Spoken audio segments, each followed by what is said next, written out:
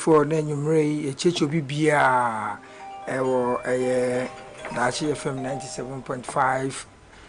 And then you may say, I won't even know the true show exposing the political lies in the Bremo and you may, the Bremo and you may, and I say, Munyamunim, the true show, Dachi FM 97.5, and I had a Bremo. And you know, the best says will be a Yedincha Cassia Mamudi, and I say the most authoritative. Informative political show in the diaspora, and I say ABA on some Adreji constituency, and I had a Bremo. The Bremo, the Canadian Chaka say, be the candy Beko Ama. In some mind, a cancer of mind, and I say, Crowra, Nana, Kwamana, San, maybe I will be an Yedin Chaka say, at the mouth from the studios of Dachi FMA true show so, and one Ubumano, and I am for our woman in Yano. I didn't check say Eddie Bremo. The Bremo Savia Nafi Sonafi, a Cronina, Obibia war on some Adreji constituency. I didn't check say Eddie Beba, Obibia war on some Adreji constituency. I didn't check say Eddie Beba, Obibia, a Guadi4, and I think so no one Moton dear, all the shops, mini shops, and the maxi shops in Yano. I didn't check say not forgetting. Young paying for which is a party leaders, about MPP for and paying for our constituency from the MP, the former MC, Uswata, and I think to the current MC, the mayor, Honorable Philibert and the Pesolom, and I think so no, NDC for Nara, our more constituency, no, he didn't check us here. Eddie Mount, send say, I had a true show exposing the political lies. Ewo me dachi odachi yenye dachi enanyumre yene ekukudam for in terms of politics and in social issues and akodare mu pa ene yenumbedi enkomo the likes of Mr. Prince Asamoah yenye friend Cypher ene o program so yene betwe enkomo ensaom ene adwagiri man no eho do nti no ona en bedidi nkomo ono so eye MPP nipa na afi so yensa aka the former and the incumbent communication director and expecting onam kwan so eba ne bedi nkomo na akomia Welbeck and ne ebe twi nkomo de afa constituency no ho ene Ghana ho anase MPP ho and afi so no yensa beka yenua Fatao Ibrahim ono so no MPP communicator pa ono so oko for communication director NDC ono so ne ene me twi nkomo munyina munim say last week no we make the intentions clear say ono so na adwene pa ene adwuma pa na ampa no kra ene ampa ene ampara ye nyina ye di adanse say obo adwuma e ba no communication so ne kasa ho te obekwa for NDC or declare any intentions or studio ha or program issue say oko NDC communication director positions no enti no ono so ne ene ne betwe nkomo e samu na adwaju man nyina enti ene ye wa ha enti no ebesro bibia wa wuti wufie ote oka mu anase bia wagigi adem wo store na wo pese wutie the truth show aha no kra na yeka the uncensored truth ene de bia no eya ye de bremu efa Ghana ensam adwagi constituency ho ene ho kanko nti ne no se moti yenka na se truth show se na monim no ye koye nim no eno ana ye de bremu me a ene dwumadi no esimi nan so no eye nana baafo nyaako the first the planet man said amoni no na ne medi dwumadi no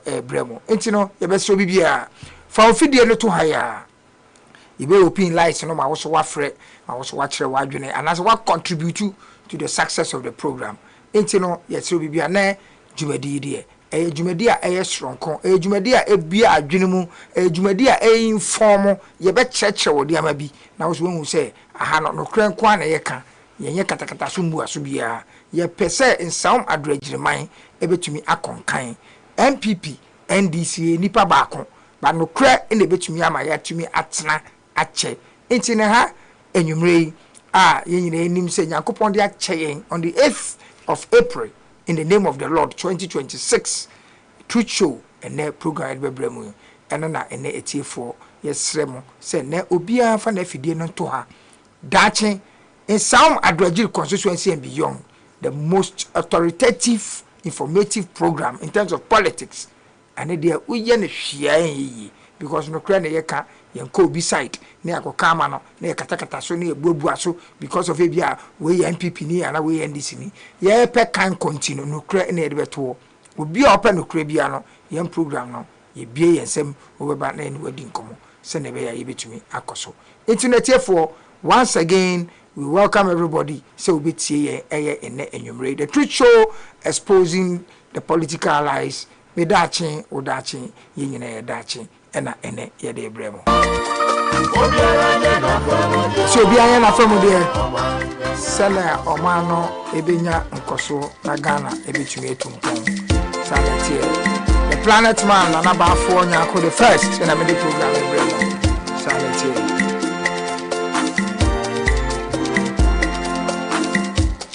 Ene jumedi e babedi no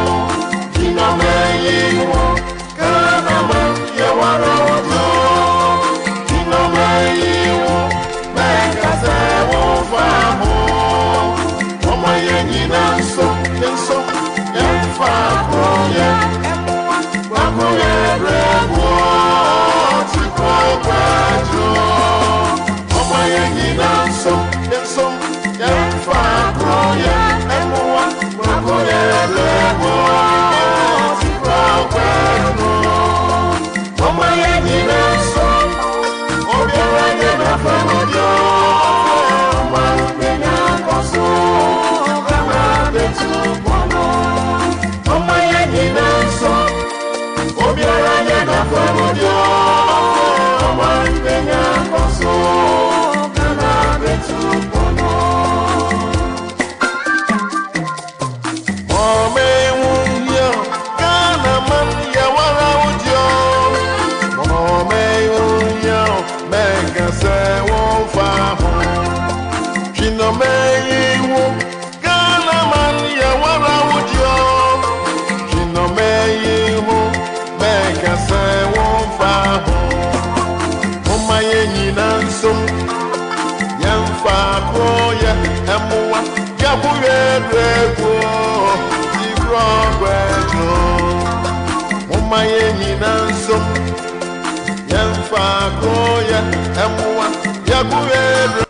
yo etefo se na ye kan ye se ebuma ye nyina ye nsom na obia emfa eye ekroye na ekroye no enetumi ma ekro etumi kyekyere na yetumi akoye nim in some Adwajiri constituency ye san akase the truth show so ena nanwumre ye de bremo na nabafo nyakon the first ena na midi program ne bremo the planet man said amonim no nyame adom ye koye nim no kreka no Yakopon has made it possible say you bet me you soon to crack in order to graduate na etumi akoye nim nti Yakopon adom mechecho bibia once again for more nkwansha eya muhia me okrom na mo frame na mo hyeme say still I should move it on na Yakopon emrepemu no Yakopon be hye no wanunyam and it has come to pass and we still look forward to getting more and more and more opportunity say you between e dey asom because without you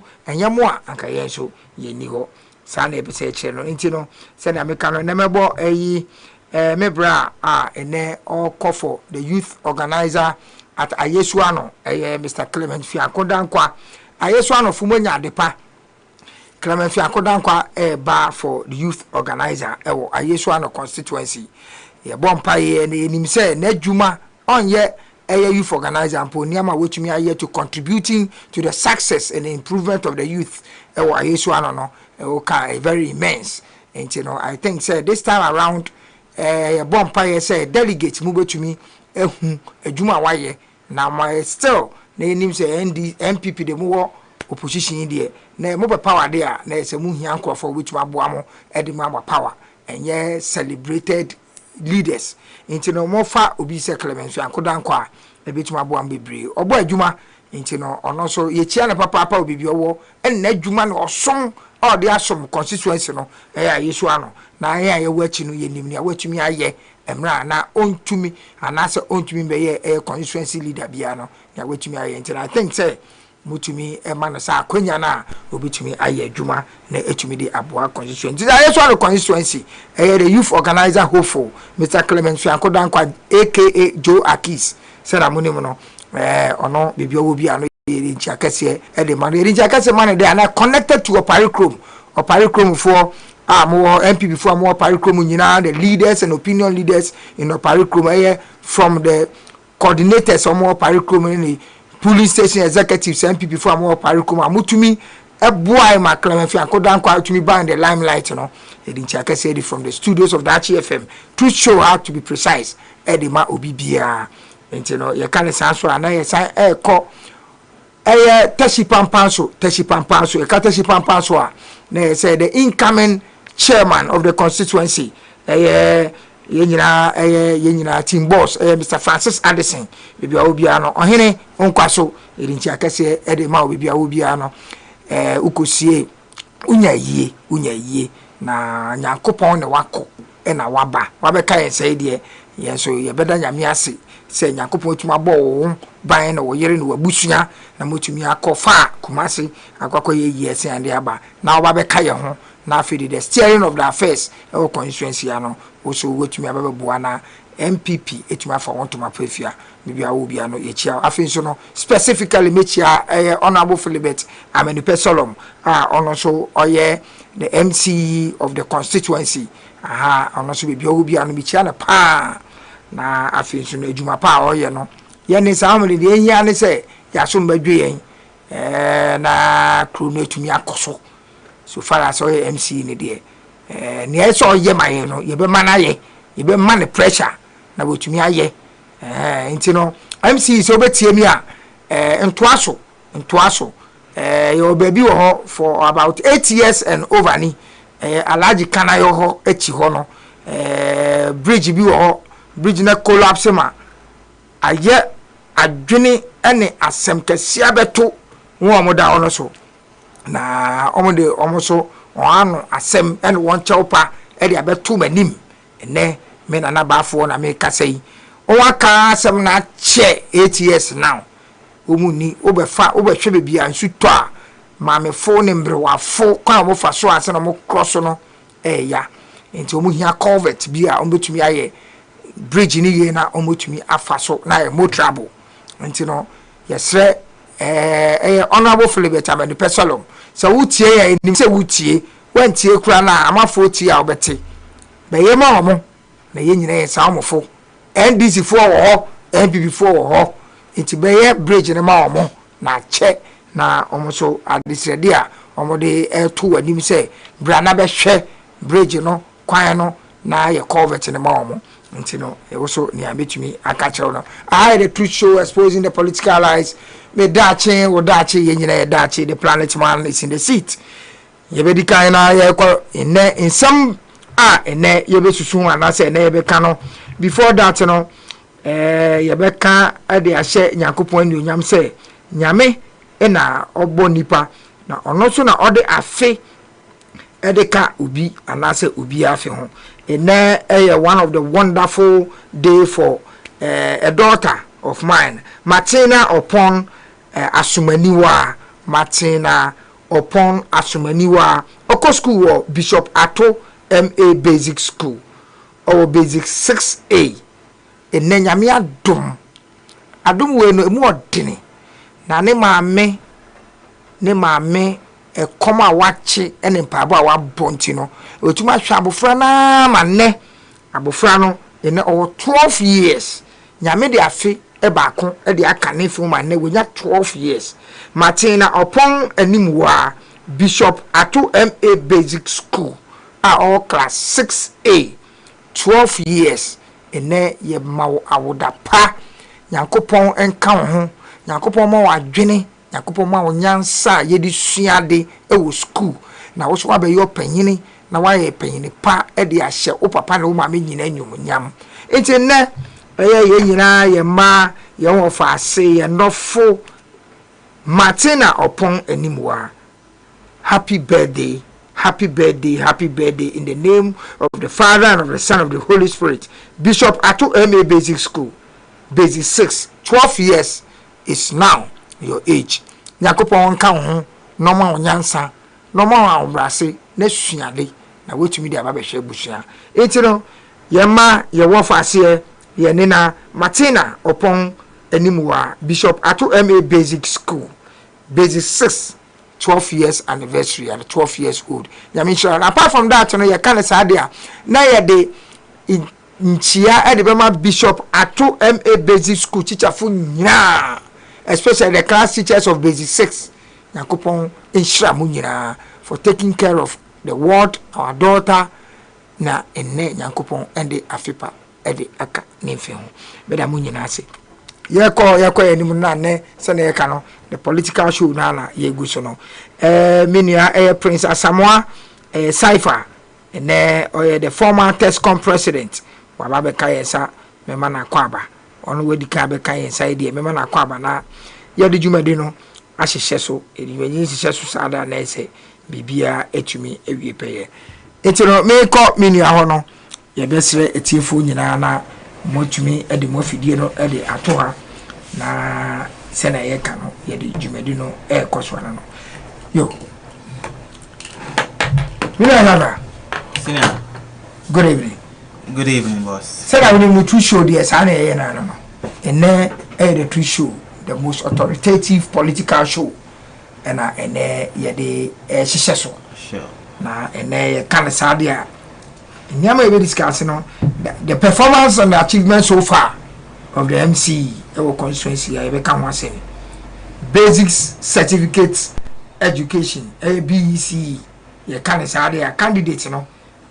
The Minister of Education aka hwasem kakra in social mogakocho BEC you know changes kakra sakra bia bem na sakra no so ebeboa Ghana ma a mocho BEC anemwa won agenda be support to parents and agenda every parents ha ene ebe kan hwasem and afa so no MPP constituency elections ena what mona egu apaso na eno so ye beka ho asem MPP constituency elections na bana say aye hu a na yenim say ade we de ba de say kokoba ne ayi deba de akanya de hu but MPP for mo ma de na ye hu too much me dwene ho amente election so promises no aye say oba onyem na when to me akwanko bisa say nyinsen oba na obema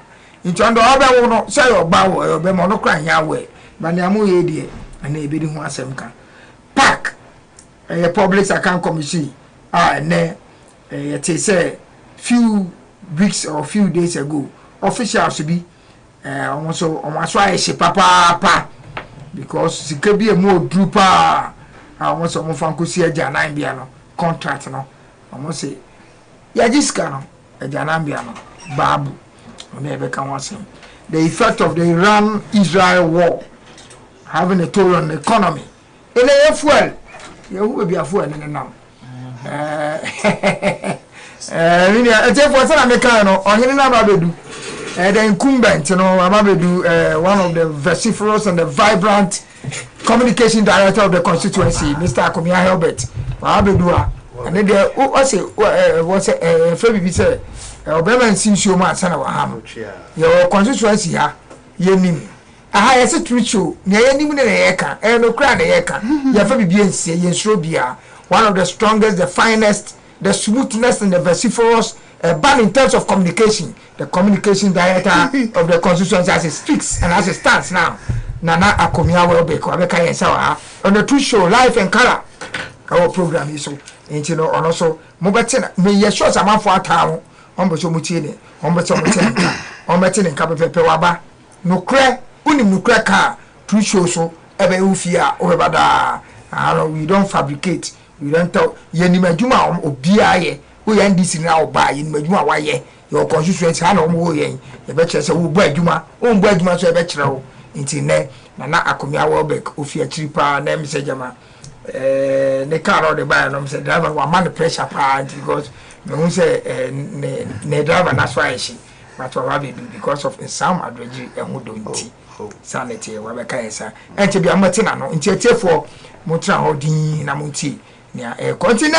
Jumedia another two show exposing the political lies here. The babe, babe slam and babe danemono. And one yama be any abobosono. It's in Osana Mekano. In a waiting, your young brother Fatah Ibrahim, NDC communication member. Ne. And also when we say Nejumapa, and yes, I don't know where more. Young Crana and the Binuma, yes, your fraud, and also in him say, and the near Fabiano, in him say, Ampa, Obasho, this old Juma. He speaks truth to issue.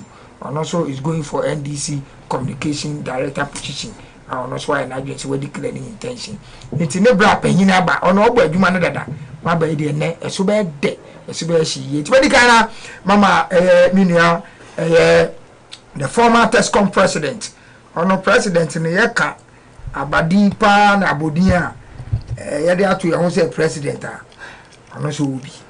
We are saying the Chelani Pie. Well, the word president and therefore made any a class prefect. Oh, my brother, my class prefect, the Minyabi, and the Yami, prime Minyabi, JSS Minyabi, second Minyabi, intimate class prefect, but president in the demand do. But my brother, Prince Asamoah, or the former TESCOM president, a TESCOM MPP, cool and one thing I wouldn't Homer, I would see. No, one president at the same time was a communication member for the MPP. Remember na Kwaba na also to make chia na T4 na yedi Jumedino Aisha before and say the ultimate also double as probably a guest and wa be kan yesa. Nti no mini asawa. Sina. Remember good evening ene Akwaba so. Eba the Truth Show exposing the political lies so. Good evening, Yeja. Yeah. Bibi abokode. But the other Roma. Oh, boy, Juma. In the MJ home.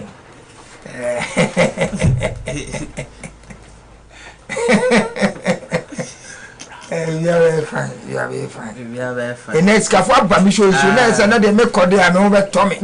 My brother. My brother is Cafu Bashu is so. Scafu Bashu is super. In a one pie. Okay, into many where you send a canoe. My one uncle. A very kind other body ass. Na edicha kese sama krura. Na kamena ansa odikan. Pia. Krura one futu for no pamfo nyina no. sre obadi enhira at the mamo.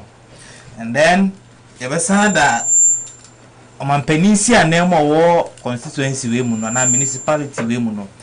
Honorable Philibert Amenupe Fume dodo na boni din selom no yebeda na se say akwa was your friend adwuma wura o say adwuma ne de oye ti oye ne de the amount from no de ho dance ayame na meka ho me sana me te ya me ti na meka so mo friend adwuma wura enti na say na wate mate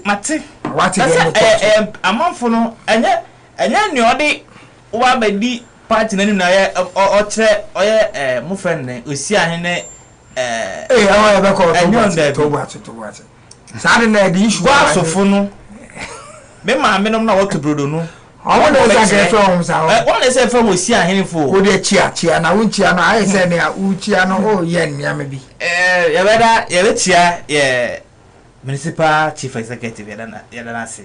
Okay. And then the various or the two major political parties now on my Ghana, NPP and NDC4 party in penny for nyina no rich homo fiti the party chairman see the last polling station executive no me wa hide me communication director na there I'm privileged say me were in between two communication officers in Infinity and there and then instead they say kutu say bam Echakese Koma director of communication the New Patriotic Party in Somadreji Yera Nana Akomia Wobek fantastic Echakese papa no ye won penny for or penny a otie asem pefuka asem bi say ye mu nten ansa na ye mu baby omubu ye nchia ya so ndi asem ono de o kan asem che na o peso hu no kware no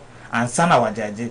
These are the people we want to lead the constituency as far as the New Patriotic Party is concerned. Sure. Nanja Kesias Welkama, the incoming deputy communication officer for the ruling featured guest DJs, music news, the hottest DJs from around the world, the music you want to hear. You're listening to Dachi 97.5 FM. You never found a communal labor. And yeah, this is from Kona Yamasemu. You never found a communal labor. In as much as when people know, I say Minya, Obia, also Oye.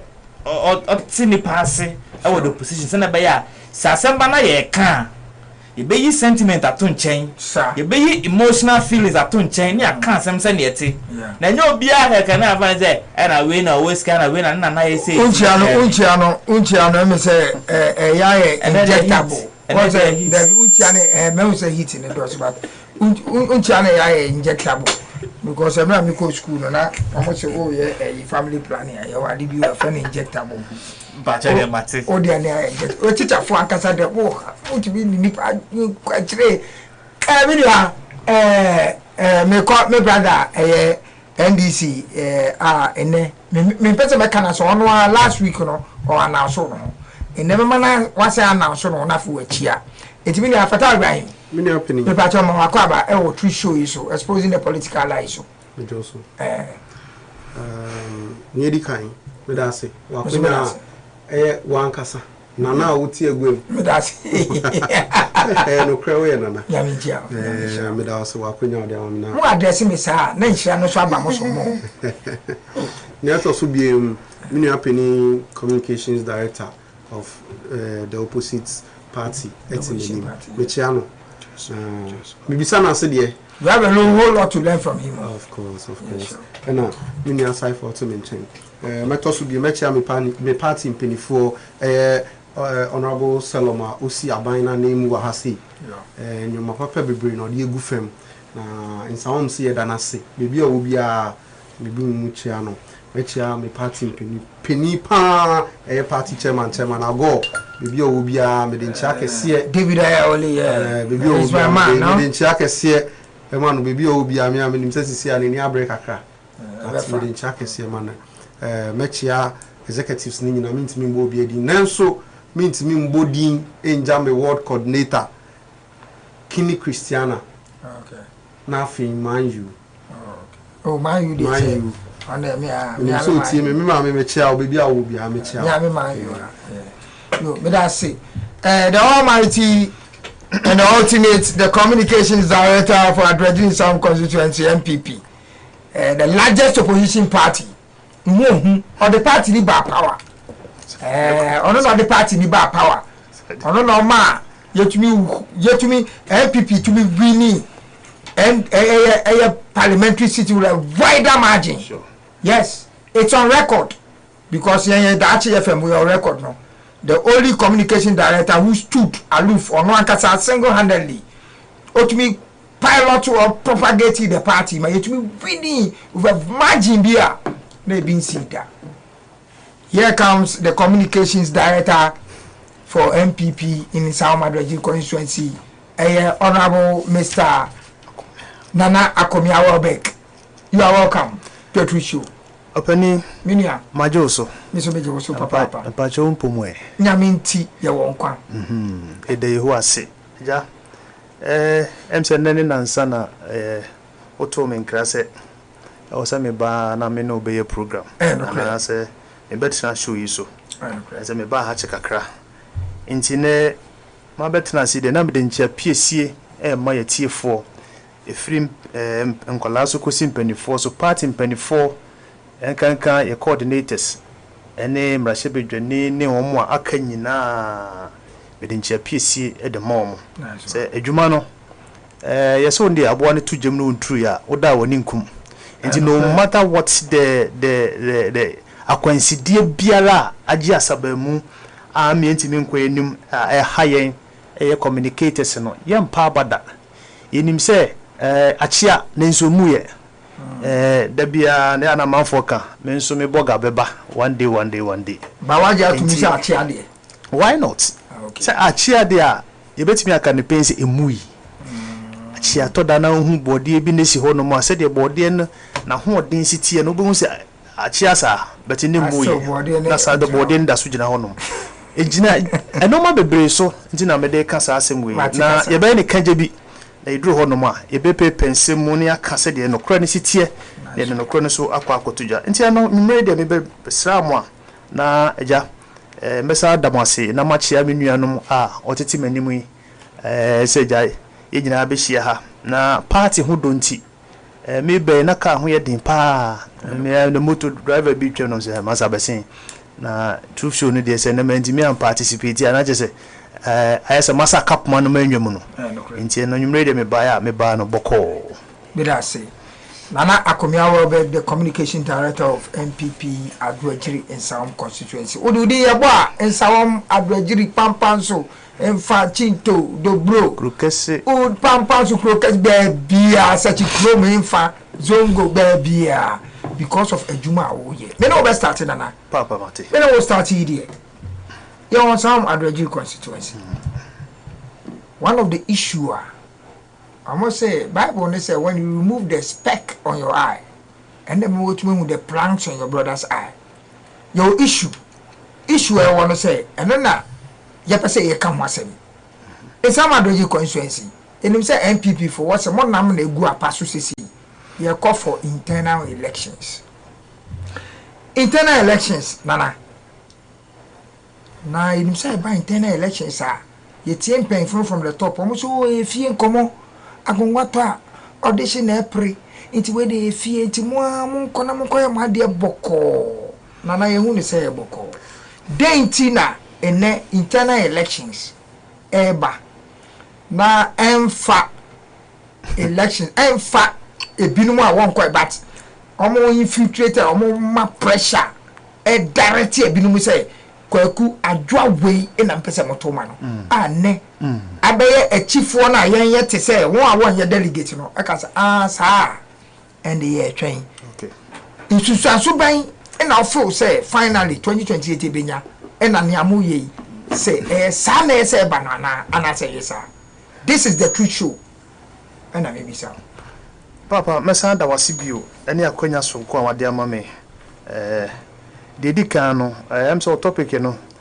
me hwe mu kakra na wo de okadafo bi ho asem kakra e bai omo so ye me namfofo pa ya amamu a omo sisu a omo pedi omo bedie ne mo toda na moto ne kan na ye bibia ho kakra nti ne anwumre ya futuo kakra me de ma ye nuanom a otwo kada ne se antu be ko ansa na yes srew mo pa yes srew mo omo ntini ati baabi sesi a me bei okada na me de bae o kan fine wa hye the helmet kama empabo wa hye no so ye kama sometimes you know ebi wonu mo ho no mo twi moto ne te say life enso moto twi na nya life o uti na ayese watermelon no ebo fo no ano no nti ye besre ye nuanom o twi okada ne say sesi obu abo mo papa obu ankasa ba okada fo ho ankasa nti ye besre regulations bi a eka ho ma ne bo mo adwuma no omo hye mu kina na omo helmet omo hye wo jacket bi a wa hye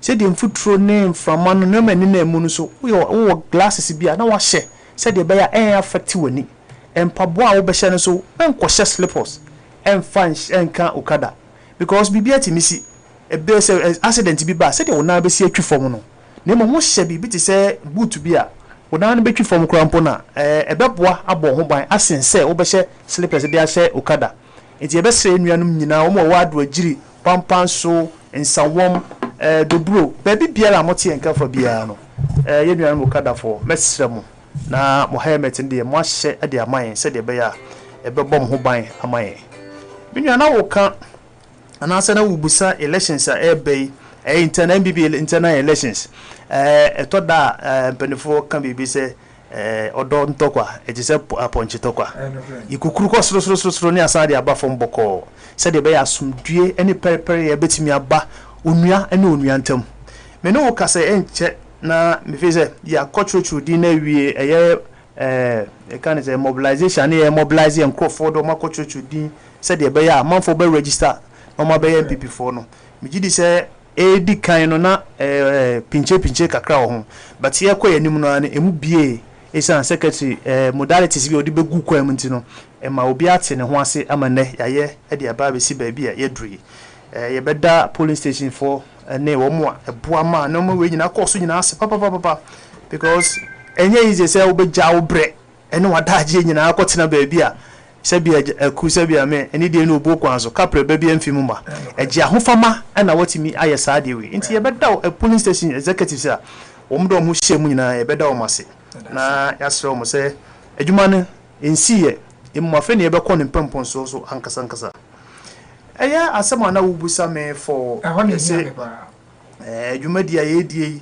enka enye obi enko yenka ne say enye obi asem enso abeyi obi asem den but any time bisa silence because mo constitution no ye kan constitution mu say ade we dan ka say net but ade ne ba on the field na entisa sana mono moniamati na say enye sanity on say quite interest base okay eto da obi o hono ma adwumadi aye die no ofa ne se na japade ni bibia do and die affair me timi say it's not a do and die affair enkade we aye kwedie akoye asi dede ene kokoma omunyina ya busuankro entu enka we nya ade bia wo senkadi hoye ene tension kase ba because say me call baby now feel say honum na me call ye no makodu obi achi na nya why are you paraded people say enu ade na nye no enanso de enso enyo that's how what you say enti na bibi enti say sa na ma no koso a ubomu say asimasi epewe asem cheme because ye koye mpanifo na say mpanifo ye di edomo anim ye yibi say ye pewe no asem na ye mpa bi no asem a eno na di hoye ba no because me feel say adwuma amaye e di aboa party free jam wa penso abeti ne na ye atwimi aboa so yesi ye pewe asem ye mpewe asem akomia e de sinyanya nkyere akoto de ne bodwe nyanya nkyere de fan koto baby ekopa sa pe e di hoye na eba so achi taifo no me say saade we ya ye yen hye ne nso yie na yen hwe ne yie because enne said ye te said ne no enye sa wo kina da enema betimi asesa at any time baby ejina na enye hwe ebetimi abase ya de aye ye nyina chi no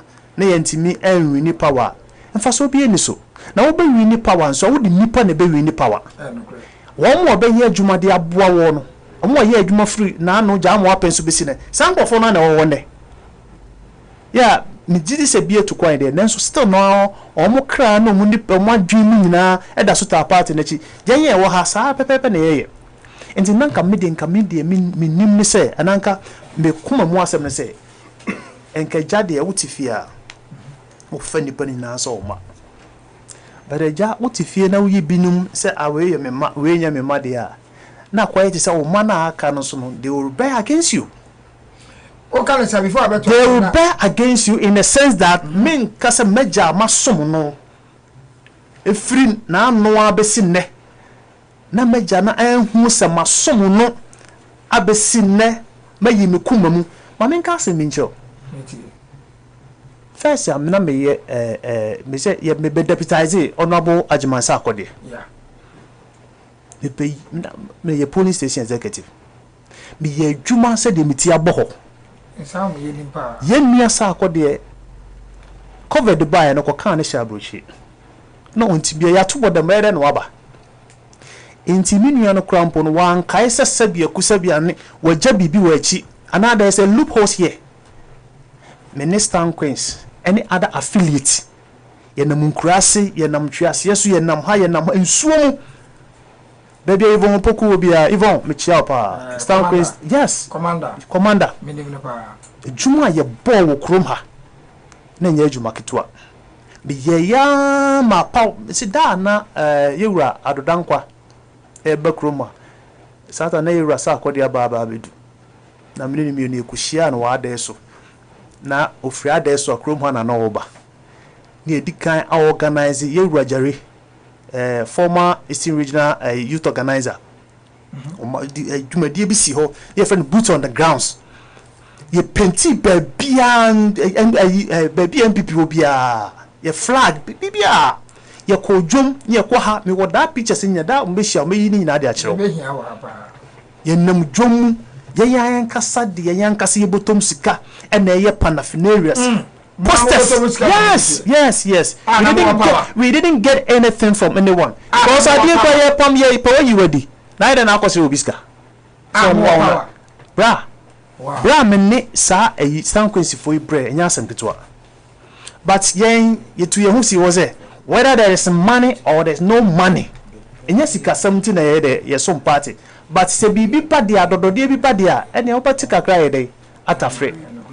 Ya yes adwuma nyina ba be si ne emu apɛ because I say am for na kire ne to aso ye ma me so se me kwada na menim se menim bio ba bia chairman stone wo bia me da na se ene ye bra tea bread okay because adwuma die no tea bread na nkomo de ma no chairman stone yeah na tea bread ka say na some catch akomia say akomia step down na me call youth organizer na ye bibia wi they will give you a position. We cried and I say me few movie. Timowana Chairman Stone frame say akomia e de communication na ma. Say what the many day. E adwuma kese I was say the tea party ne communication here papa enye say wo ken. E to da na wo frɛ asemasi na wo bentin say won call radio a. Enye say nipa ne mpɛ say obeko because adwuma ya as a national security minister always be always ga wo. What you say? So she knew her. I don't be na wode be faka. Ya best studio ha no mu. Presenter one sere usika o. Producer one sere usika o. But one kasa hu say I say we ya mane ene amamre. What you say? I dey be a communication ho e ma communication e dey etumpon. Sa na e ma we nyina me kasa ye sha ase afoforo no. Na ye nya hwe mfiri baby. Your boy for the 3 years there 3 years in we haven't got anything from anyone. Yan kasa ne de sika. Ye nua dodo wa mo, ye nua tea bread mo, ye nua adofo mo, ye nua minta mo. Ene wo mo keka hu nya to da e wo se communication director wo pe bibi me nkasa me nua minta mama ni sika me na me nkasa tea bread na say ye nua dodo wa mama ni sika. But there are some people I don't want to mention names. Yeah, was some year that me bought more than some many bibi kakra de amo mafaka. Nobody akọ radio and TV station. After na party national power. At the end of the day, neglecting communication. Ya boy asenuam ya pa ye ho kwa ye hu ya sem papa so what e ni bresam na me kan me the passion is ya bebre se wan kasa wo party wo ye adwuma dia wo party yeah communication is the backbone for the party because at the end of the day party nko so ni nyuma obeye nyina ye communication na because akomia ni munye fe akomia na nim nya fe nya me fe ana wo kan okra enti ni ye neglect communication said ye ba na me kan ni na pen as ni pen say ene nipa ko to pretty too because min jemu na enyemu china omo si ahene netu ahene no omo ene be dey ebe kasa akomia odwuma ye nso ene ti ko na koda me kon ma kotra mba bi din but the so far as polling station executive esi ahene na etu ahene for say akomia wan na edewoko no matter what the intimidation and now what was see she will be post obi wo platform bi so ani afra ni amman warning men post akomia o post akomia bi wa me there was me ma me mfama ba bi aya beduni MPP party kesi ati say ba bi aya beduni na akomia me say break ba church break aka me say question na postings no obi post obi a eno no MPP for no obi post obi eno no ato abana eno na man obi say ye post obi chi na say obi wini ana say social media abano eka ho nipa hin na wo sa social media na yanka say the asem wo mu ni say yanka say nipa dodo hin de wo ma na say ni ade na obi post obi ni ese ma ni post ni pa that is the question. Thank you. And it's area what can and say nipa no dia na nipa say nipa no when you threat to somebody or what when you threat to obi a open as man na say dey because me party no impeni force ye kwosene misini bi ye de bomba bodi ana mente ma bre party we ho be de misika nkete boys bi ana no mo wodo adeche 16 years no mudi machi anacho 11 ye bo parliamentary and presidential posters. These are the guys. Ya my boy na ba besine me no adwuma wo de adwuma hye mensa akona koda because me person me ye adwuma no to satisfaction am obi ehu say akoy wa ye adwuma na enti media party no ba bi ekono ye nyina ye obi obekasa party we gina ye bi oboa na odi ntro enti abredu say ye beka ye hu obom se busua baako na intimidation no ye gie fi ho because intimidation no enkosi hwe me can pray nye pray mfa me mani adin se sabonsam intimidation so be intimidation meda se me yede na obetim dia hani ha na akwa Prinkins Makrum na wo kwa na Prinkins mo no nani ha dada inti beda na wetim dia hani ha na akwa Prinkins Makrum inti ya kan ne ene ma ekoso no we got to stop it anyasa it will rebel against the party because ebedu baby no obetiem obabo wo so nkrawri unim nkrawri etoda ukọ ayi abosomfia ade ana obosom no ewo so krede feri nkrawri okay ebedu baby no okonfo be wo so opo nkrawri krede no enso spirit na wanyere oba appear on the paper what you see enti ebesre entina meka se achia nenso muye edesin akase bebu nyina de enti mesre se ye koye nimu no sa intimidation ni ade wo ye se be ye se ye no mo me mfanto nchen na na ko because at the end of the day eye party ba ko na ye nyina ye do na na ko mesre o ka sem bi se yetumi fro bi we post obi na why write up and why audio na ya friend aka che ne se ye careful osimesi ubehu ena we me na me relevant we to be can say me na me say some of the screenshots they been so the screenshots because of some make me most often na mo wan kakra but me say sania ma no bibisa who as a communication director na mo ma ban e power enyama bi course ma mo bitumi lose elections no bisa senti no mo ntumi ensua bibia yensua ahwe yensua hwe mama de ekoso ya ade no wasua wo hwe de ekoso ya yensua bibi na mo ya ade se mo ya ade se mo sua me se aye me wonwa to da metimi hwe a messages ni bi ji bi fi platform ne so ne can be enum na so oh we are there why yensu ahwe but say be sua bibi de eto gyenyara si epetu media sa na ema we nyina wo se yi na kwa ye de si baabi anya sa because at the end of the day my bomb training eme yi mi free be a wo se me kɔ na popo wani nkyem na se me kɔ na se me se bia me manu sisimi na so na se bia woni ye bi nti na ama obi anti bi ankɔ na nima se nipa na obe odai Media Ana Komia Welbeck, the communications director, the incumbent are all signed, but still the indefatigable and the Katsobiwa Huadea. In terms of communication, there are some of us we can make a confession. Say we are also part of communication. I end the Juma, we are MPP, we are NDC, boy Juma. But this is one man that we tried and tested, and I also back for communication director position in the constituency. And now come here, can I ne Adrejiri mine, Adrejiri lover boy, and a sound lover boy, and I ne no Edin Komono. It be a say on record or no, another communication persona. MPP winning elections with a wider margin, power which means a margin, no, may great now on no DNA.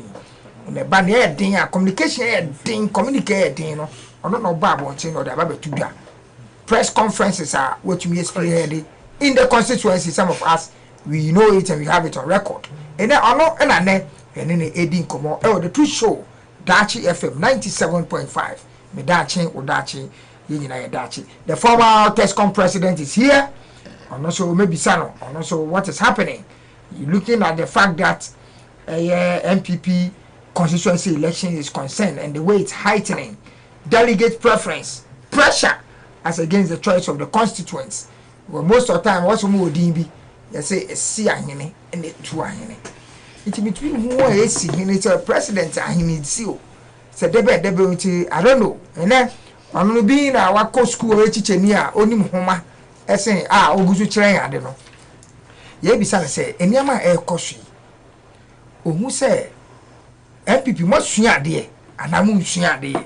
Say, see, I hear two and a binom pressurize a binom to hey, one for we are hey, and no more position. A very one. Into no cipher, Mr. Asamoah. Senior, what do you have to say about the constituency elections are heightening delegate preference pressure as against the choice of the constituents? You go Kroma, Obi on your delegate, but what you know, Kura, Okuma to another Okuma to. What's the direction? My delegates, you know, they are delegates. You're from delegate when Omoko Toaba. Indu Abatoya or your polling station executive. Sir. Yes. Delegates need to miss a beer. What's no teacher? And all my you say, what a semester no benting, Kotraya dream my aim. This is one year or more, someone can now go this catchy. Echo Sebi, what dream? I'm so much trouble, beer, or my dream. Maybe I say delegates, no. We are police station executives. But a good time, I say, oh, sorry, I said 9 years, sorry, 9 boy, I won't cross sorry, there be. And you know, someone got to a pet, no one died. Delegates, they are my title. Delegate. And yeah, but told a police station executive. Fantastic education here. I have 2 shows, so Sunday. Me say, me started communication. One person, one man opportunities. Ama mako stations hold on. The director of communication. Ama the new patriotic party in Samadreji. Nana Komia Welbeck. And some more kanyina no. Ebuba ho kra ni wa ayen throw. Oh, you share ni ayen throw. Oh, I don't know who. They should come out and tell us say communication team no. Ya mom you try to say. E the mom say mo kwa mo fanfa ka. Ana say mo different tonsuo. Party in power. Opposition credit then opposition NDC. Now omo communication there ben. You are saying fini ade. Omo mom motos, omo mom cars, omo mom sika de ye omo niama. Utimi ni NDC ni cop what do you call it? Program. No. And that's how the water and motos so craba. That is how the new patriotic party has got into. Back to constituency election and intimidation. Sure. Senior, one thing we should know for a fact is nobody has monopoly over violence. And so be able to tell me say wo na o tey yes sir say yama o tumi bi yama baby akogina o kai baby a ofi ba say tama me ko school emi no sabio na me papa cry ba akope say na ma baby o na say won papa ahodo be anan enuma akonya na menya no sa akonya na betuma fi mensa because na obi na ewo ho ansa na ekọ ya na won so abaiden abedu so sama me ya kana ya fa ne say yes godfather ono what to me and I we know obi am make comment bi wo platform bi so obi no obi personal chat na sama ni pan kan no hwe some of us we have the screenshot na da ho dachi archive ma archive no if I'm able to tell you say me mo abeti mafi me wura na akomia ho na me nua fatal there he can never be my helper sabio mpenifo asembo nyansa woman ne yawen who knows so tinabi nya na akomia ewa na ode boa me no ebetima hwere no na fene abedu me nua fatal say ona so oboa mba esane say maka asem no who knows say bia some me kan no bi kra send some message na mandada nti onim say old prince wona o say me ntimi mboa ho no no kra so me ni obi carry no mo say na what does Tescon have in election? 2000. I read it on one of the platforms. The year 2000. And Crawford MPP bar power. A free NDC for some Tescon. Pennyform de Amuye party from our party in Mati. Especially that region. Yara Dambochi at yet Tanasi. I was there, yes, so Obika Tremu. Or trade you more voter region, Omoko Bro Mokra, Namasan Abba. Oba Namasan for different route, Namasan voter region. That time not test conform not sabi any party penny for chairman ni MPs ni ministers or atana rather mbo no nya MP o no be a party secretary o no a test boy osumi me say ganya test con na kami electoral me fa say me ejuma kami nya da after papa ko contest ma me ko contest party ni ba power no what did I even benefit not a single thing from my party when we were in power for 8 years. I'm telling you. I see.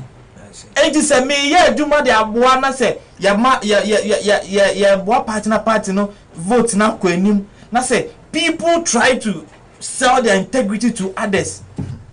No man your favor etia obi dia. Then we are not being fair to ourselves. 1 year 3 months at no position. See, yensu there 0.5% po. Hey, what can I say who? I'm telling you. Especially your constituency, you mean some region. The first constituency you call them, and then I've shared some video our platform bishop. Okay, MP and then DC. They are like lovers. I've seen it. I saw it on one. You go to other constituencies, sir. See, sometimes I cannot say I'm not blaming the leaders. I'll blame the leaders because I'm not sure my son thing. I know one leader. So I can say. Honorable Fatal say in the absence of Fatal no texting na komia invite Fatal to my house. Oh yeah. Otu ona Fatal ba hey prince asem na kan Fatal no san kan biom. If you are bold enough to say it na say na o kan ye no e no kre ba akoye o na pe oni wa wie because ona ototo ni panen ototo omontem. But what do we see here?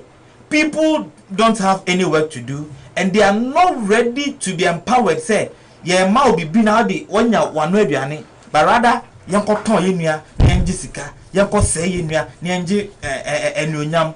Me, if you sell me or you trade me to any opinion, then I'm a Lucy. But there is a saying that goes that when you sell your brother, your buyer will never trust you.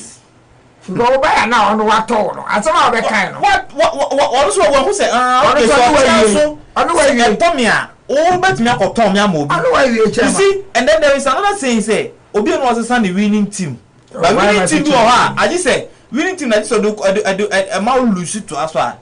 And I best say and see you see esi ahene na etu ahene for me I am saying say sa asem na ka that is enya polling station executive so who you to ahene esi ahene party no ba won to me fa o member of parliament and PCM ko parliament o and say ka fi bi e benya party e benya parliamentarians mienu o constituency bia ana miensa because NDC for the candidate ba you are bringing NDC before the candidate ba you are opening a NDC mo na mo ye etu ahene esi ahene for dia obi anfa ne de enko parliament aye timamfo no brora for trophy ra for biscuit for meko omo mo ye etu ahene esi ahene yes I was sweating hot say police station for the candidate eko Jubilee House and I say parliamentar nanka MPP for ko yi candidate MPP ko yi candidate ye ko yi Dr. Bawumia ra MPs no inka we should have 270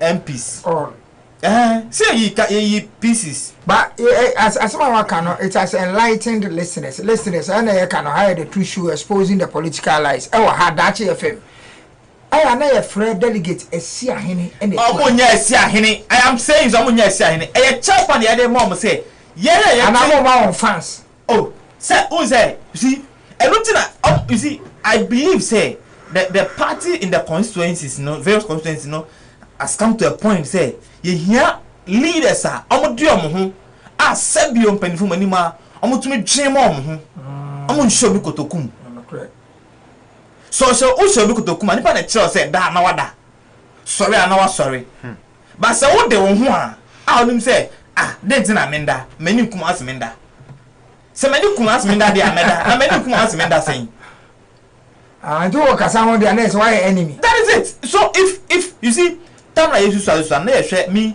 me one person na me nimpo say yewra John Dumelo ba bedi oba be ye NDC MP tamra yesu no na ehwe movie Beyonce mo Chelsea mo ni ade movie ni some kind some that was somewhere 2005 2004 day lady no me I think Nadia Boy mo see when the truth does not suit you call it an insult so tweet no cry no e wo wa so wa yo o say atem didi that na me yo me yo for them teacher for ankasa da mo kasa me yo for them kasa me papa wa fum ditu mu se wa fum afena na tem say ona awo mi itu nu nyansa sem o nyansa sem nya ko wanim okokko na akopema because papa hu say wo ka no cry no mpapa asema de bi aka ne se oni sebe oni kwasia turumika mana homa no nkwa itu okona otwe homa na ono beba achi na afi wo no wadi nanim asem bia ye ko constituency election ye ka no ye ndwe hu yie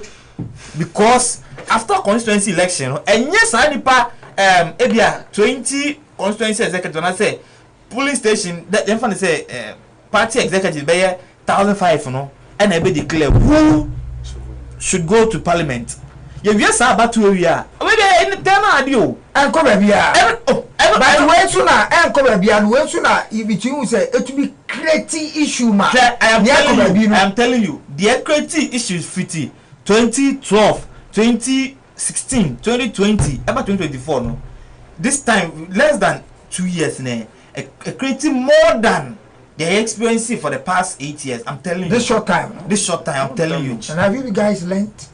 Me, I am learning. Not in general contest. Obia no nko. And to do the Western. Me the mesuane and adena mesuano whether it will have positive impact in the next election or negative impact no is between me and my God. Hey. Whatever I did positively no what I've learned would rather ebese sana koye boni and ebe papa because even when the party was in power no your opposition dada it's in the party na ba opposition no ye other fam no onsura hwase o me da fam me nsura hwase 8 years na party ne ba power no not a single benefit na meka ade obaka na onya party no obi anya bi me call college of education na na kufa na Dr. Bawumia ma allowance enya me nko na ni nyae obi a wo college anya yes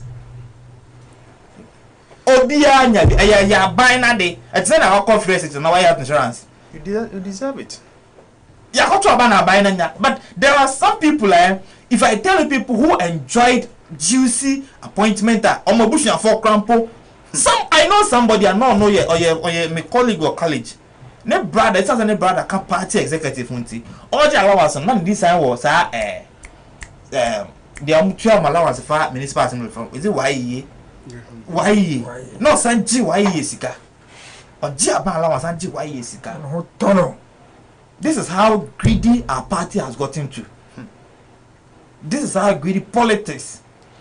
So saying that, meaning that the leadership of the party, you guys need to. Leadership, meaning can almost say be the total overhauling. Total, yes, sir. I say yes, sir. Be 50 from the national. Oh, boss. If me say. I quite remember one of the national executive, is it Buga that said no kasa ono pa de e be no ferry post or be say for election. Yes, because we deep party na nwambo iti no opese omu nyina na wo ye the way be party leader ya to abama nkrofo akoto abama say be party executive.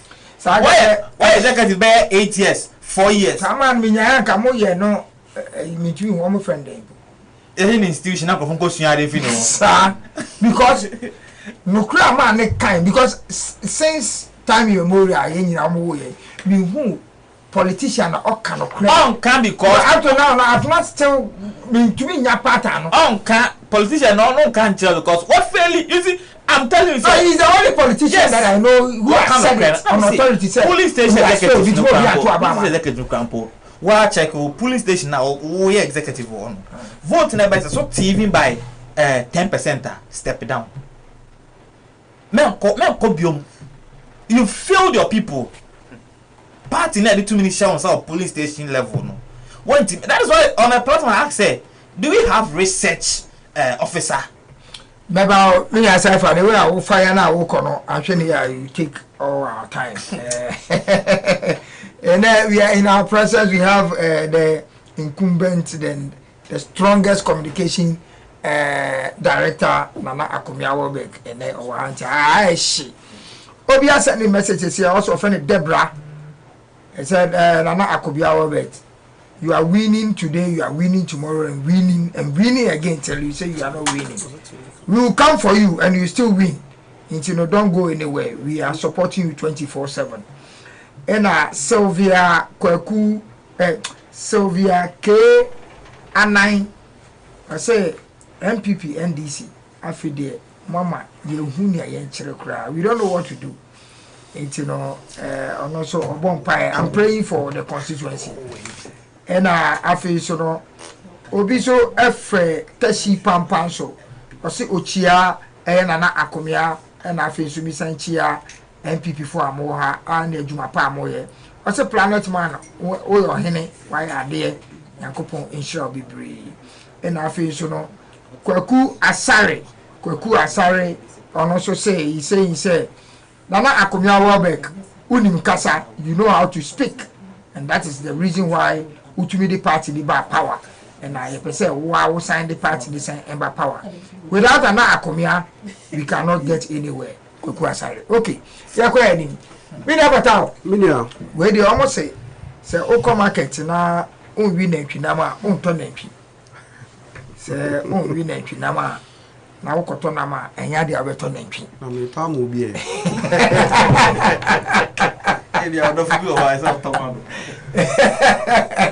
And you know, but all time will be there. Someone to me turn be brisa. Maybe I'm not on We are communicating. As I say, no wonder I'm not coming. That is the beauty of politics.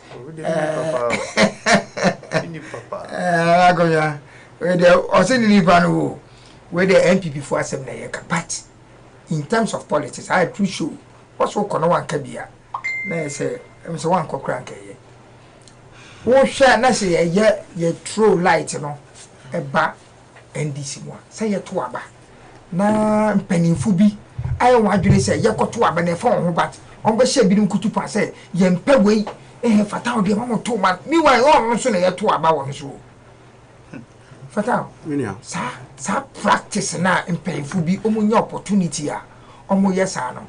Are they doing it in their own interest and I say at the detriment of the party? I offer they say who advise me say whatever. Well, dear kind. Yes sir. Me share the way our communication director. Papa. Senior passion or the kind in some of the kind. Yes. Now me share minia former TESCOM president. Me energy on also the kind in some. Which me who say in some wo.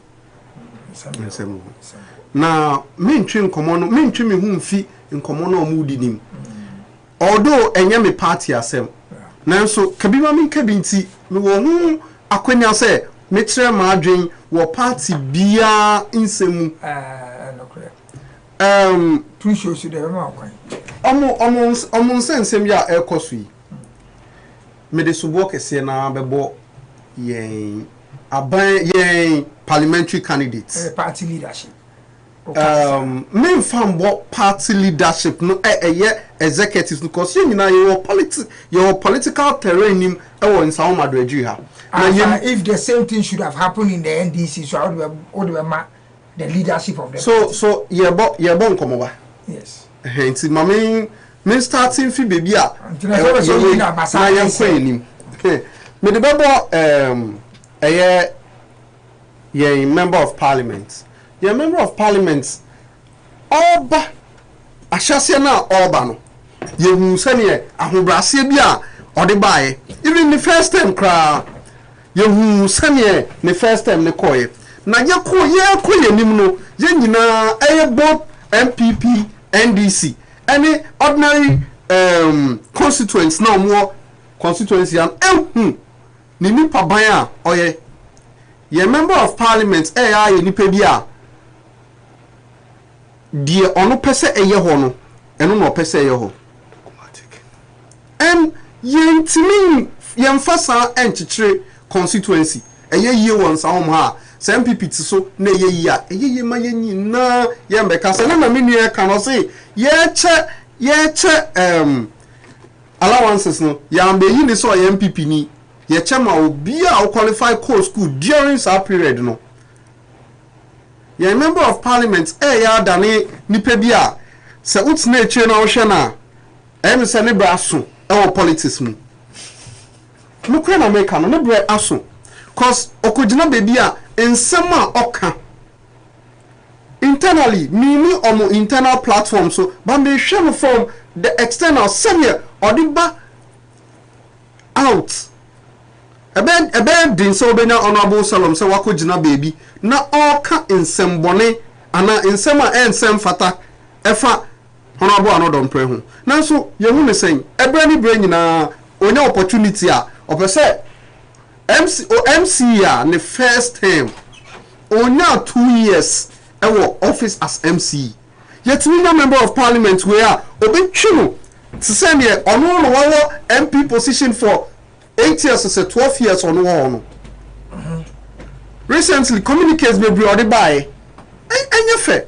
But minimum party leadership. Party leaders are minimum. They are minimum in an outcome because of communication. And we no see communications. Sir, and the man minimum an outcome. Minimum say we and a chairman stone. But we if you are minimum but. Mission na nakomia subanya na nakomia suban renko enye subanya ya de betiti ni pantem chairman stone suban enye sa suban no na honorable anodom pre suban ebe suban ya de titi ni pantem remember that is what you have seen as a person so me kasama me ho me sise me sha but this is an issue that faces the party. So looking at it in your own. So me as a neutral person, what I can say from how I view the party executives or the party leaders that I know, from how I can view them or assess them is what I'm saying. I do not know who is where or in how who is playing their politics, because I might not be able to give the right definition or right assessment on their heads, because I do not know them. I know Honorable Anodompre. I knew him before he became an MP, and I've known him after him being an MP for the past years. Okay. Taking him away, I've known Nana Akonya because of communications. Chairman Stone, I lived in Jankrum. I know him. And assessing these three people, Nana Akonya is not a divisive person. Chairman Stone is not a divisive person. But Honorable Anodompre, who happens, fortunately or unfortunately, happens to sit at the top of the hierarchy.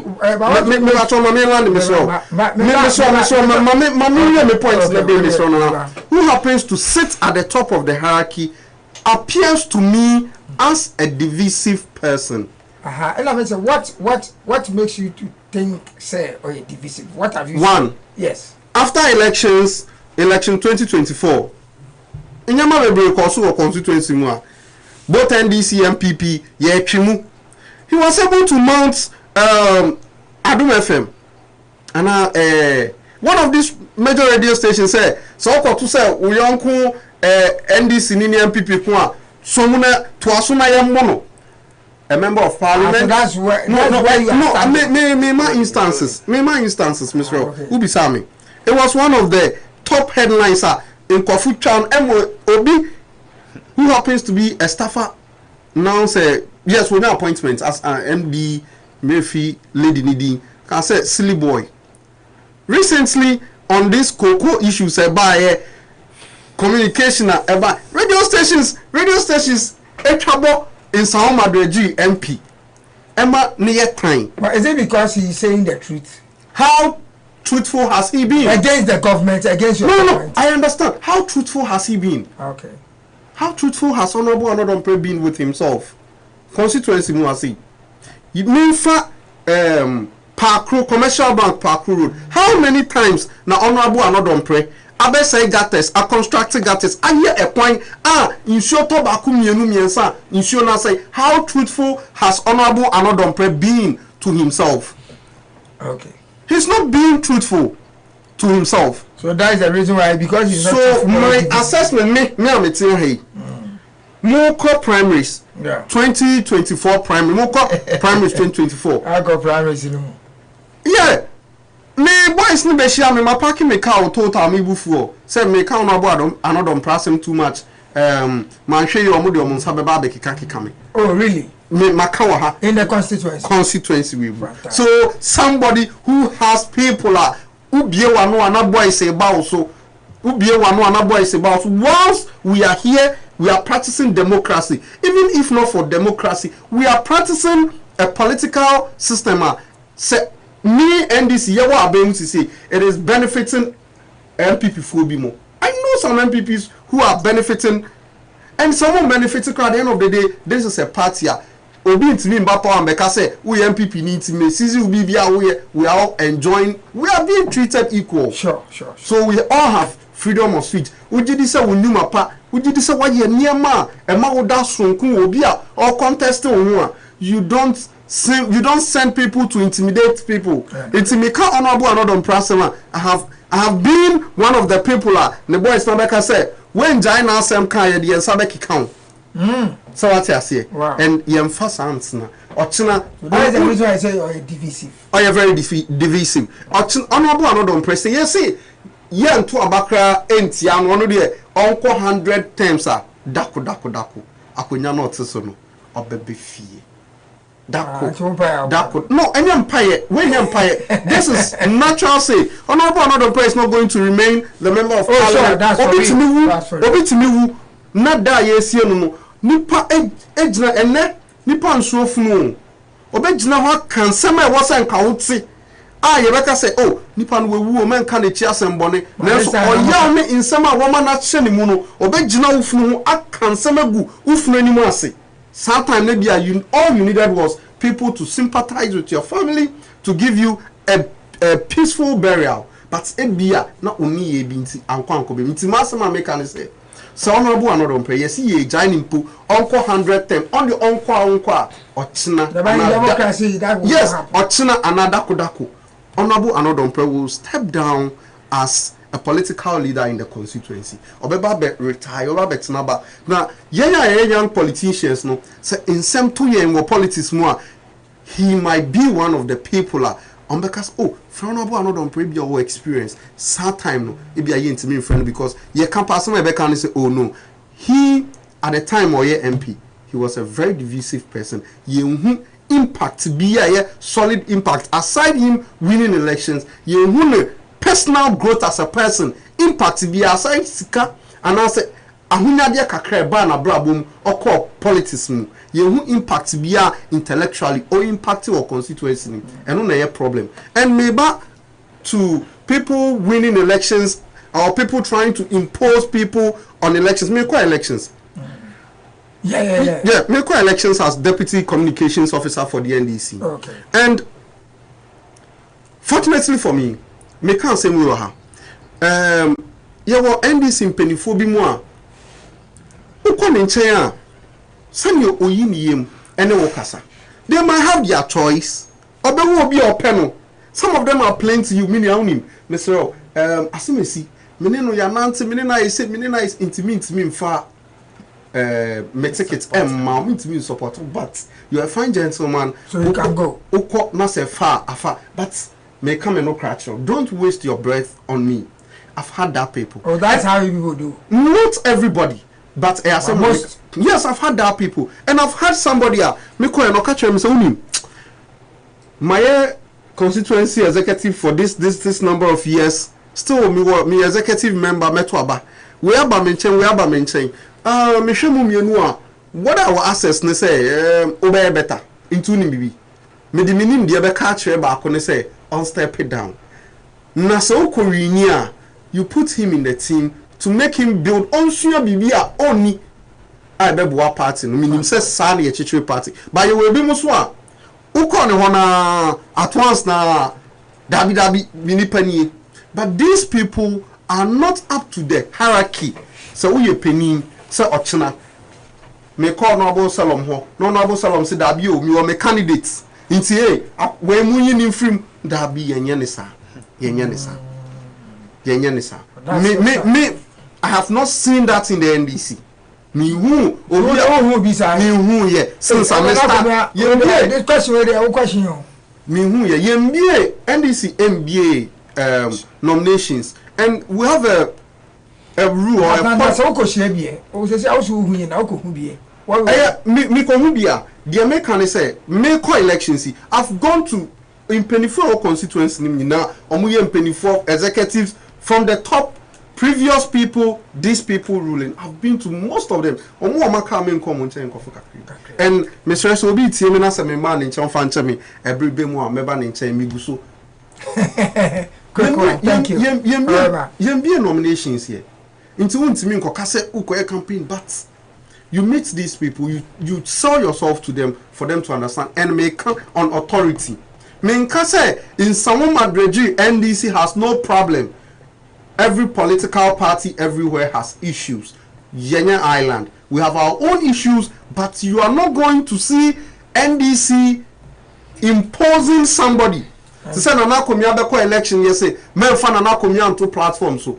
Ebe dey say opening wo NDC mu beka say emfa na komia meto yem platform. Somebody will have to win election. It won't happen.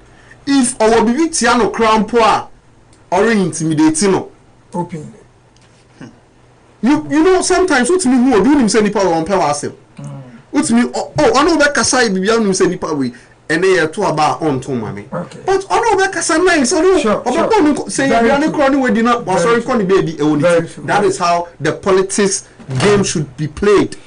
Very true, very true. It's a very unfortunate say sa el cost wo MPP mu but obi so be ka say mini your MPP or NDC ni o na say because there it is an advantage for ebi omudi be break it through the type of politics are ye living we are all seeing this in some adreji ye nti member tena han ka say me NDC ni nti me be kan gu mu say obi di nchichemu ba baby an wo say nchichemu wa me benefits me self gain nti me kwa kokasa ene ye nkoso amor fire dabi yenye de ese na fata the rightful person wins election ye nyina ye support no at the end of the day we are all one people ye nkoto say MPP ye nkoto say MPP ni NDC ni bi ku na ye koka se munsom ne yenkobo no dabi ye nyina ye nipa bako at the end of the day ye nyina na ye bu mu ko school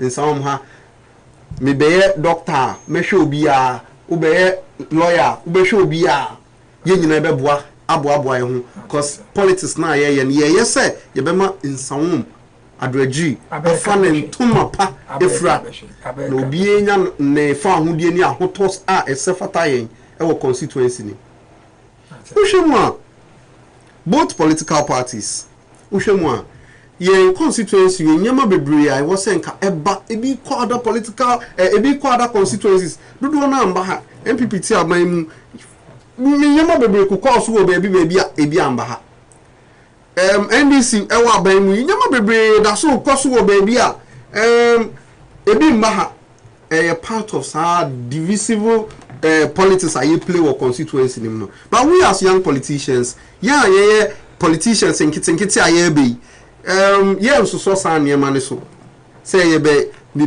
chim ye be titi ye huntem ye be kan ye ho abom as NDC they are fighting MPP na ya expect say MPP so aka ne ho abom as MPP abe fighting na the best candidate na NDC no ewini akoso ewini election say okrum ha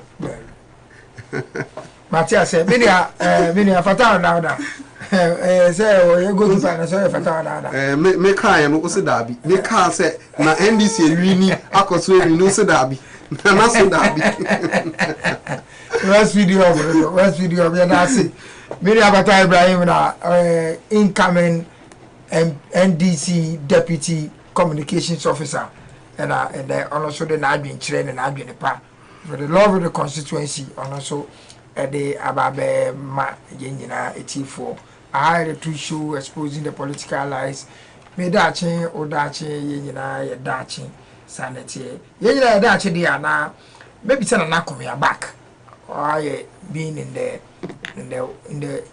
the front line in terms of communication from the MPP with Dimu Akotine Pa and the party number power for 8 years, solid years.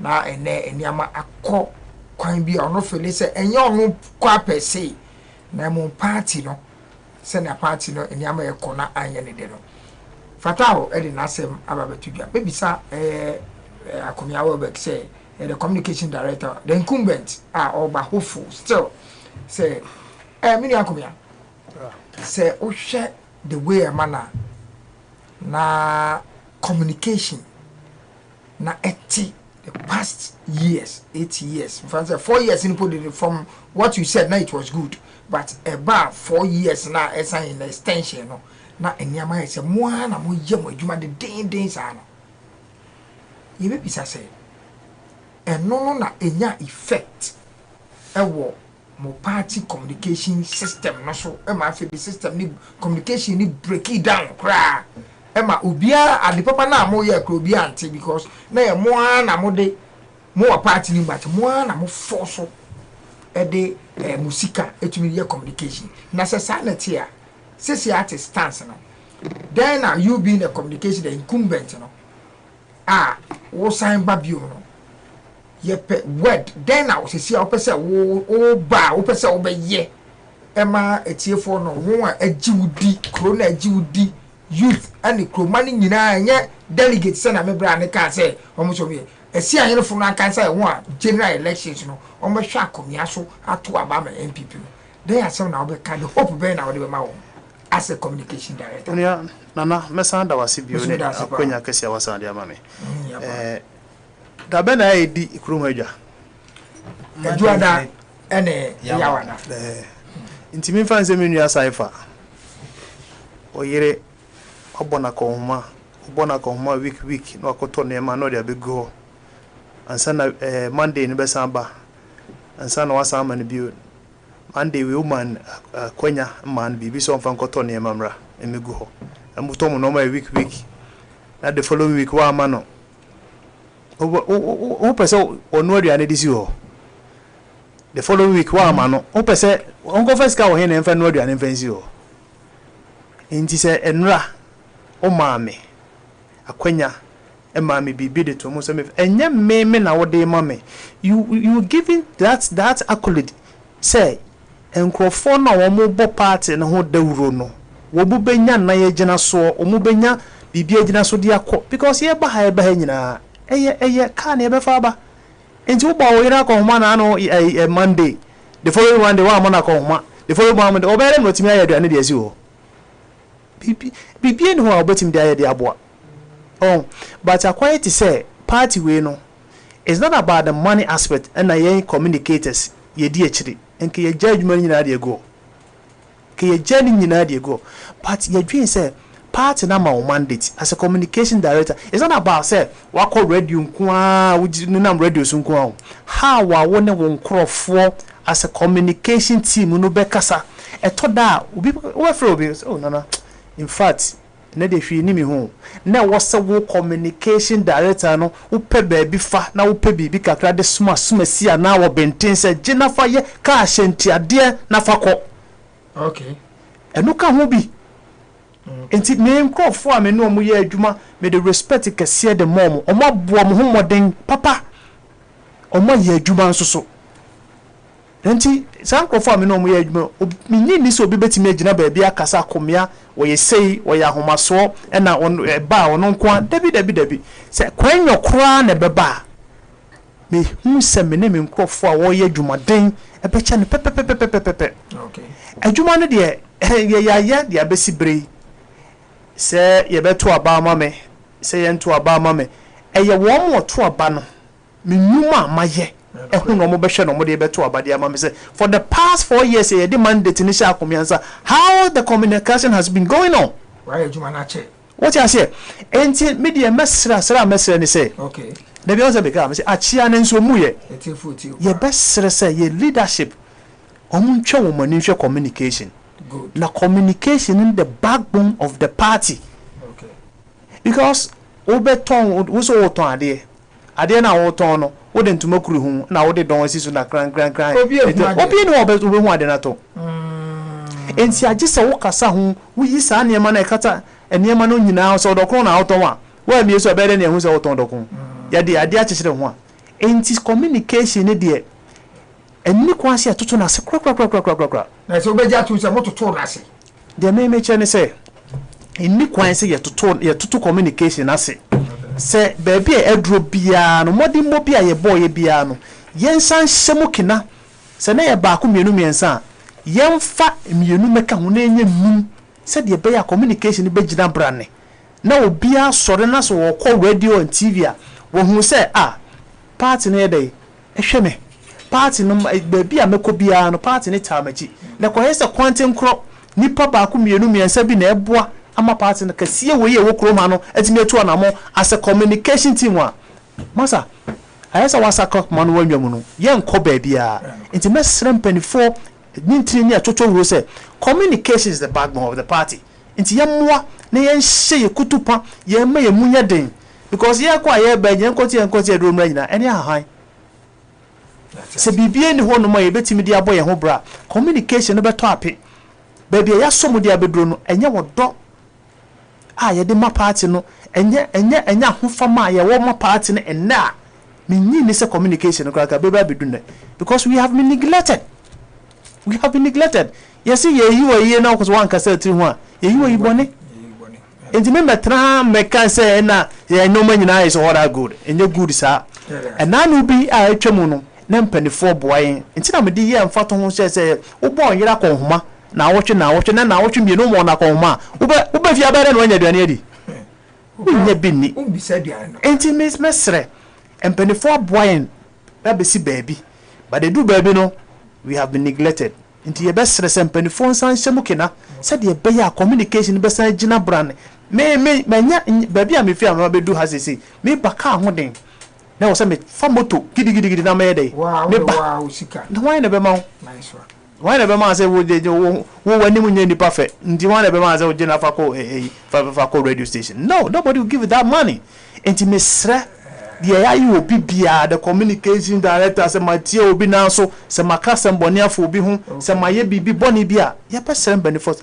ya mfa nche akokoma ani dedema omo nyina ye krobofo ma ya da say papa nana akomia Welbeck the communication director still the incumbent I'm trying to find the reason why should it happen say Nana Akomeah will be crowned yemo be contest because though a democracy is an elections contest but so what shana I say no one changes a winning team say na teacher he can na say who obi na wa bobo wa qualify pa blast a problem no who qualify no akofan krofu bia ba network na yebo and you know MPP I don't think say looking at the caliber and the flair of Nana Akomeah Padia MPP for mo wadi oye nti I think say contest in there say but from the look of things and no kasa the wisdom alone he still stands tall in terms of communication so Nana Akomeah will make me dance papa say ene wetumi aba na out of confidence and the passion and your door for the party wetumi ne aba be di enkomo me bra yi wo fatal last in going to do but I think say Mrentino we're going to the BEC candidates will choose schools after their results are in by the Minister of Education, Honorable Haruna Idrisu. So no student will be allowed to write BEC if he or she has not completed JH3. Enne near abayin foforo ne bae no mo di abani. Ye bi say na is it a way and is a form say bia ye beti quota na be ko secondary school no so because say abofara control exams ni wi ansa na wakoto aba ana say wakwa select school na say abofara result ekoye ebia 20 na okohwe na schools na unya 20 abeko no nyampanduri bungurugu obede no wa select school na ka abofara kansa no appetite na friend be select school na we the question is that sir new instruction and I say new whatever and formality and new directives are Ghana education system thereby you be say I had a true show no cry na ye mo fra no ye nyina ye ma obe NDC ni o sister ba MPP ni any ade be say you started say your basic certificate examination whatever no ye nyina ye twusu ansa na ye kwakotwo exams so see what we na result no sign ban san now who results ansa na wakwa kuchusu intimi ya fata if say sa directive we ebe boa students and I say ebe boa government no in order to get quota bi o mochuche. What do you have to say about this? Well, the kind yeah sa community way I think say a conversation e wo hodeda na Haruna Idrisu read tweety conversation meaning a teacher ni no that is what it stands now. That is what it has. No idea but now it wasn't practical but now that is an official thing or the other yeah what treat you so yes sa communicate we abe idea wo free abinda dana ben yes we wi answer no mo choose your school results in the bad way most likely no results in by and I don't we communicate we by and or just uwia one kase o si uwia abinda dana ban na prenso and o mo be sesa de me ni unim dada no o me sesa no from the previous government. I think it was 2022 to 2023 and as our policy in the buy where uwia school now or results number uwia school now after time we go select two school and some results number and some placement in the because so your new minister way every 20 conversation and walk so say a bit can play now well America no nipa when you get we get used to near maybe na in such a ba den kakra it is our deficit no e wo ye ho minim stakeholder conversation and also consultations are akoso e wo so ho no mo intia abinda da ne besesa sa policy of who school now register no select two schools. But my question is, you have forgot about that. No, me.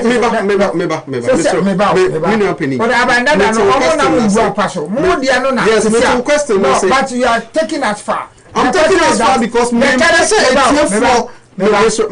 TF4 ebe Jane say abanya aba abaimui NDC abanya aba abaimui and ebe sasa policy. No, the question only forget here no only mean to me forgetting because communication na ewo hono ebia efiefo ehu se bibi se cause omonte ase me a communicator I was send me three mu ne fire by any baby ababisi Mr. Obe mama bre mama three mu but you be sunny there Mr. mama bre I understand but the question is that government we say siano BC oga kotro oga twan result ni ba oga kojo result no who say unya 5 10 18 20 and say what you choose school now what is saying I don't know about you are going fast so for education purpose me per se ti for TRC say obi na start here communicate we are akoso enem enye aban NDC aban a make saman and this our policy we e buy policy a start here dating far back as 2022-2023 omo mature no mbeka so omo was implemented we na teacher ni it results in a buy me ko hu ase you choose school enu na make say results amba de minim no results amba so I'm looking at see what's the result in the bansa. It's so saying that ye ko yenim na make no ka o make say ayi and you move forward ye ko yenim no say ye ko yenim no say nipa get used to inyeme bia ne sesan ye den minim stakeholder consultations akoso inti ayaba bedu bebi ayewe but ye establish facts ne say aban eye entoaso obi beye no obi abetoaso ama ye de akoyenim so there was this policy of utro yuya and san wako selective schools dating as far back as 2022 then minister and this our policy ne buy inti say yaba na say yeso ye de abeshem say o results mbra first of all minya break entie nkomo akoso ye but the mechanic say ebia na the aban ni person ye ne say one schools or results ba na who select schools at least unim wa ho ndin unim say me ko select Ghanaians me ko select ko select school e be bro wa ho ndin so na enya afei na obi akọ select schools na afei ya ba no results be ba do nya 31 ya de na ko to one senior high onu so otinsa won. So results neba you'll be guided. Results neba you'll be guided as to school I'll be to see I'll be timinya. Unlike here the and funny enough, senior yenye who JHS the secondary school and then assessor bebre. It's in such a beba. It's in such a any bini. But ye establish a fact and say sa policy are yenye nim utra school mobile betro mo kanu select two schools minim say sana million no penny for mo here no if you want more as far back as 2022-2023 and as our policy if you it was almost like upgrade yeah to us me I say Cypher why teach settings why teach need ya so much wie results in November and you could aggregate 27 now oko now we say 27 schools no at this young panduri one wako selecting young fina say so what and why won't call there you be no gasemen kosu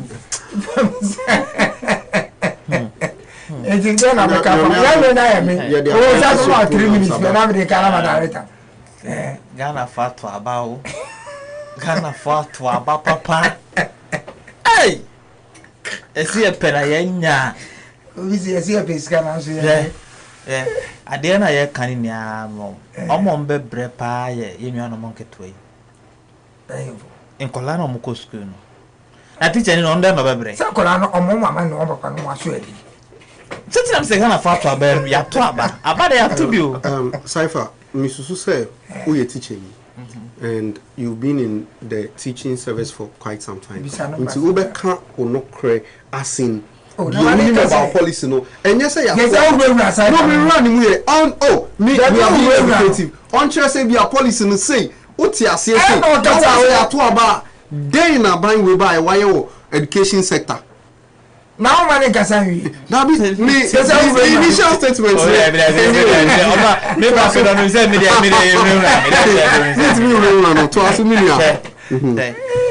And this are buying in no. Our ministers now miss me bonny dear Mamma Musso a year of her night dress. But wait, dear. A coming quad dear. Naka. Akwana chobi siniwi na ka even class akwana select schools nanka ansa na akotro BC na we bo akwana won say ma choose school A say omia no ese mimia me ho but say o si empenisa na say o si okay trowie week na trowie Friday the following week no be select school and so bo akwana say seven class ma me ko troye no ese me hwe school a me choose 2. The next one here, the Omodia Abbas say, control we are. And results are bad. And some of our choose okay. I cannot throw BC never no. Results and Abbas and our Cobiana 25, Benya say, which mean 40 school non call. And I mean your cars on what the apprenticeship program. It is very good. But don't you think fair? Senanka, maybe near Katua or Trobi wasi BC better was Watimote. Almost selected schools no. And son no mo kwakọ chro BC no to no school na wa select no onim say school we na me se me pay results we na ye de ko ho e time e so de da no on now obekọ no kra na wo dwen say about 11 ko da otibuku ne ho because onim say school we na matrisi also pay am penny full school to just Achimota the first choice Achimota first choice ye mfa nye sebi kwanchan schools ni bi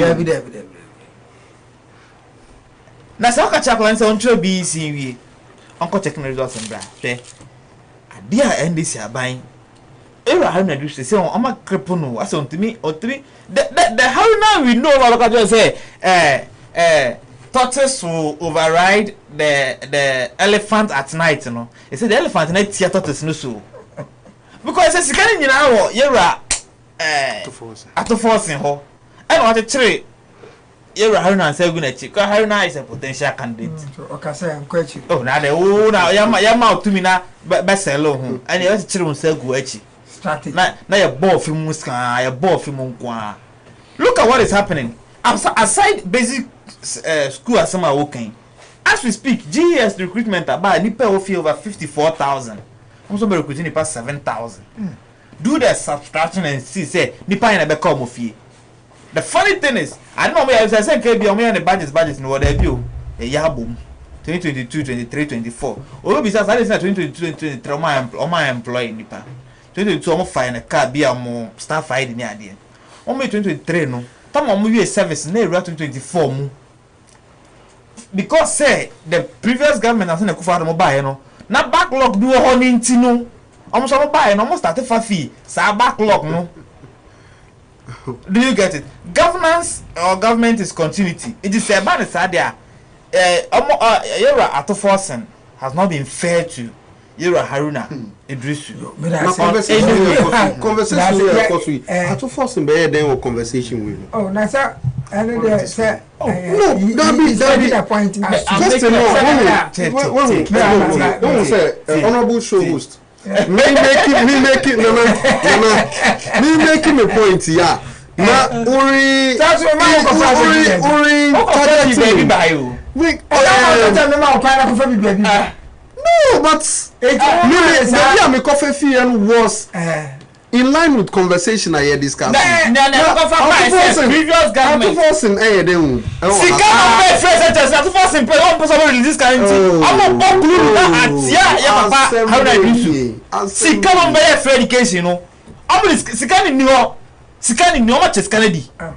ain't say o go throw wie na wo results na nya papa oh but school ni but cipher ideally say abofra also onko choose school no go to exams ah for me nuane example wako choose school way oh ma me kra udi abran ka tell adwa school na go choose a bridge as na we say now for your machine me say we be try to see atmota e bia menim say wo hu ni da o try atmota the way akola we sua de no me ko director no ni we sa issue we be discussing the issue and bro and no pay education ni hia education na ma impeccable we say menso ndo amuna mo start you yes starting policy no same way for the test in the NDC 0531641978 NDC communicate 0531641978 ofra ye betimi ni wakasa say wa me call na akomia wo na we dey tia one time we show one of the sister stations NDC communicate me na o si progressive no ye start o and na kwanu say mo start ni say enti ye dey fa ha na ye ni say ohun kotoko no fam pe e bi ani o hwe ba bi ye dre na akọcha say akola no nkọcho exams ni ni hello good evening pacho Dachi FM so dey two shows na wakasa good evening Within the eye of a Canadian biology, I have fetched me, and that's why she. Good evening. I'm aware. Yami Mari. It's your patel. I'm a chair communication director or so. I'm a chairman, your chest to know to how you burn up a Sobeka. Oh, the prayer bar of a kind of play. It's all this just happened. I'm a treasure. When I did the past thousand. Opesa banko mo kanyete. Opesa banko mo kanyete. One is the common afini ya here. You do the kanyete be for it. Now what for treasure? The way 54, 38, 53. We know you that you do plus master for. 54 now you open St. Joseph. What are 77 now you open the Opa. Wakaka, open good down to the test. On that there so in Sasko which in Sasko 58 over to power school after what 58 no over to pass your school one walk or what I can wear if you use screen then no go just having zero that to yours who need to copy then I catch it out who needs to about it is also support to say when travel go school no I want to job for your day. Open smart for what is the silver smart. That's how they be grooming. We say you grooming with for that. That's it. And then one talk about time in international Wakasa. Marty. Bye. Mr. Bedasi, bye. Bro, unsa ade ba ko association so say. Me de minim say sa program na wo hode da. He say me nuen ye ken. Because you go school who choose who better exams and what choose school or pay that.